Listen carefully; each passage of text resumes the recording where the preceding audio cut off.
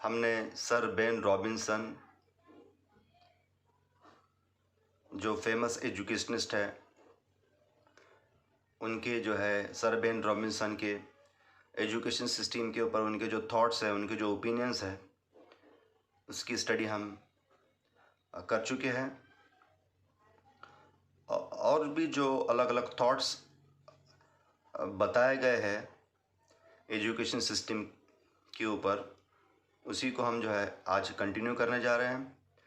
और हमें ये मालूम है कि सर बेन रॉबिन्सन जो एक फेमस एजुकेशनिस्ट है, तो उनका ये मानना था कि स्कूल्स के अंदर जो है बच्चों की क्रिएटिविटी को किल किया जाता है, ख़त्म कर दिया जाता है, डिस्ट्रॉय कर दिया जाता है। तो ये किसका ओपिनियन था? सर बेन रॉबिन्सन का ओपिनियन था। तो और भी जो अलग अलग ओपिनियंस आते हैं एजुकेशन सिस्टम के ऊपर, तो उसकी हम स्टडी करने जा रहे हैं। तो आज हम ख़ास तौर पे जो है गिलियन लीन, इनके क्या थॉट्स है एजुकेशन सिस्टम को लेकर और स्टूडेंट्स को लेकर, इसकी हम स्टडी करने जा रहे हैं। और हमें ये मालूम है कि ये जो थॉट्स हैं एजुकेशन सिस्टम के ऊपर, ये जो थॉट्स हैं, ये जो ओपिनियंस हैं, ये हमारे इंग्लिश की किताब के अंदर जो है राइटिंग स्किल का जो सेक्शन है, सेक्शन 3 हमारा राइटिंग स्किल का है। और सेक्शन 3 के अंदर जो 3.2 है माइंड मैपिंग का, वहाँ पर 3.2 माइंड मैपिंग के सेक्शन में 3.2 माइंड मैपिंग के सेक्शन में ये जो अलग अलग थॉट्स है, यानी सर बेन रॉबिन्सन के जो थॉट्स है और गिलियन लीन इनके जो थॉट्स है, और भी जो दीगर जो ओपिनियंस दिए गए, दीगर थॉट्स दिए गए या दीगर जो मालूमात दी गई है एजुकेशन सिस्टम के बारे में, तो ये कहाँ बताई गई है? 3.2 माइंड मैपिंग में बताई गई है। तो हम इसी को जो है कंटिन्यू करने जा रहे हैं। तो पॉइंट नंबर 6 की स्टडी करने जा रहे हैं। देखिए हम, our schools develop the literacy skills, these skills help in all further higher learning. तो देखिए, हमारे स्कूल्स के अंदर जो है लिटरेसी स्किल्स को डेवलप किया जाता है, और ये लिटरेसी स्किल्स को डेवलप करने के बाद जो अलग अलग, जैसा कि listening, speaking, reading, writing, LSRW, listening, speaking, reading, writing, जो और ये जो स्किल्स है इनको भी डेवलप किया जाता है, और दीगर स्किल्स को भी डेवलप किया जाता है स्कूल्स के अंदर। और यही स्किल्स को जब डेवलप किया जाता है, ये जब स्किल्स को जब डेवलप किया जाता है, तो ये स्किल हमें आगे की हायर लर्निंग में काम आते हैं, आगे की आला तालीम में ये स्किल्स काम में आते हैं। कौन से स्किल्स काम में आते हैं?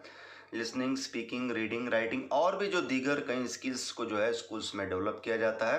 तो ये स्किल्स हमें कहाँ काम में आते हैं? जब हम हायर लर्निंग हासिल करते हैं, आला तालीम हासिल करते हैं, तब हमें ये जो है स्किल्स काम में आते हैं।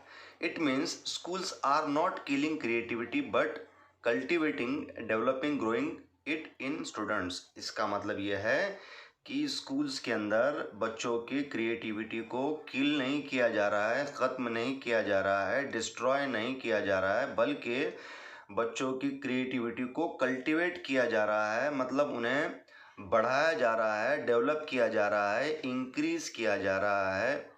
मतलब उनकी क्रिएटिविटी के ग्रोथ को बढ़ाया जा रहा है, इंक्रीज़ किया जा रहा है। Developing, growing it in students, यानी इससे पहले हमने जो सर बेन रॉबिन्सन इनका जो थॉट देखे, तो सर बेन रॉबिन्सन का थॉट या ख़्याल क्या था कि स्कूल्स के अंदर जो है स्टूडेंट्स की क्रिएटिविटी को स्कूल्स के अंदर स्टूडेंट्स की क्रिएटिविटी को किल किया जा रहा है, ख़त्म किया जा रहा है, डिस्ट्रॉय किया जा रहा है। लेकिन जैसे ही हमें मालूम है, यहाँ पर यह बताया जा रहा है कि स्कूल्स के अंदर जो है अलग अलग लिटरेसी स्किल्स डेवलप किए जाते हैं, जैसे कि लिसनिंग, स्पीकिंग, रीडिंग, राइटिंग, और भी दीगर जो है स्किल्स को डेवलप किया जाता है स्कूल्स के अंदर।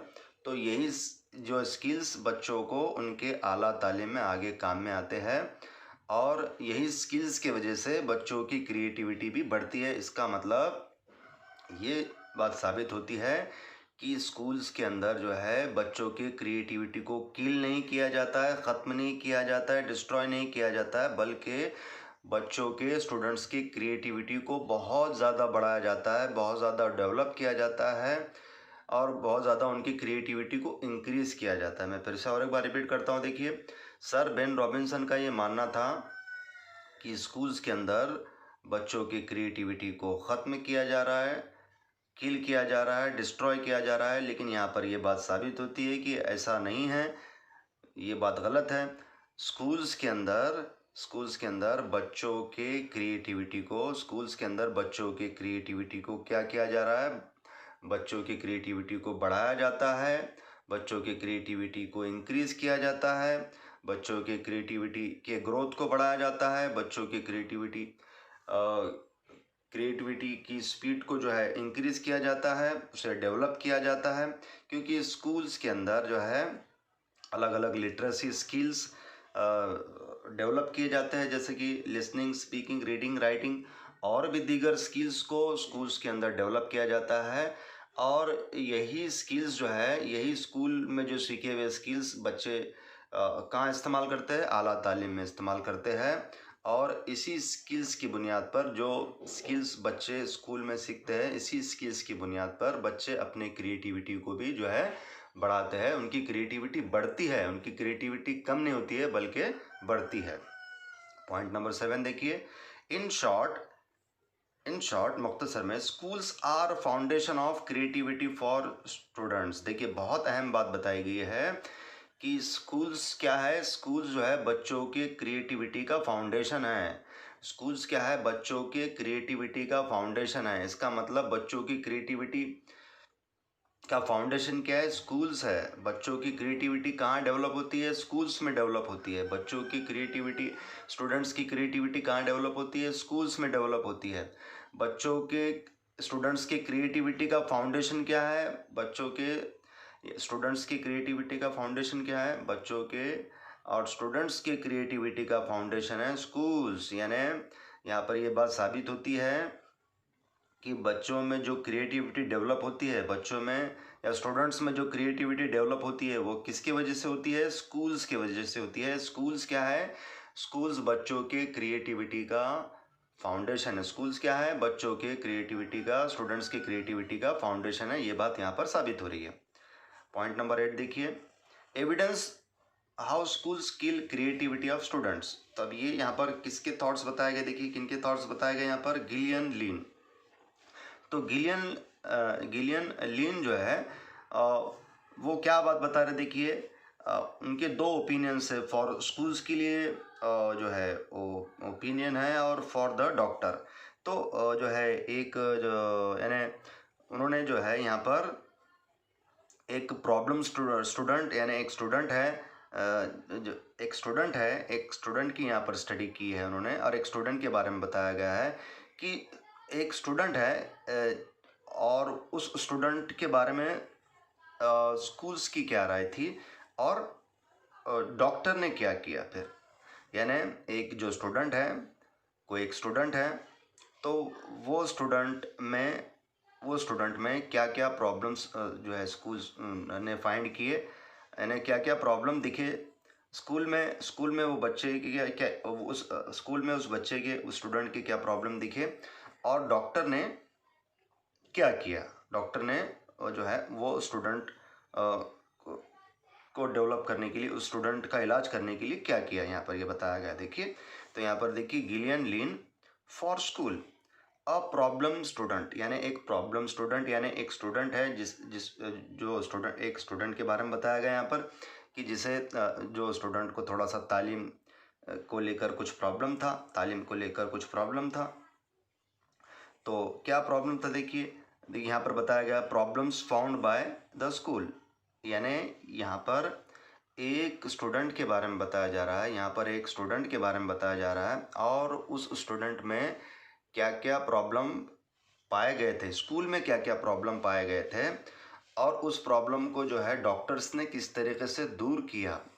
यानी एक स्टूडेंट है, उस स्टूडेंट में स्कूल में क्या प्रॉब्लम पाए गए थे, और उस प्रॉब्लम्स को डॉक्टर्स ने किस तरीके से दूर किया, यहाँ पर बताया गया। देखिए तो यहाँ पर Gillian lean for school, problems found by the school, a problem student, यानी एक स्टूडेंट है जिसमें कुछ प्रॉब्लम थे लर्निंग को लेकर।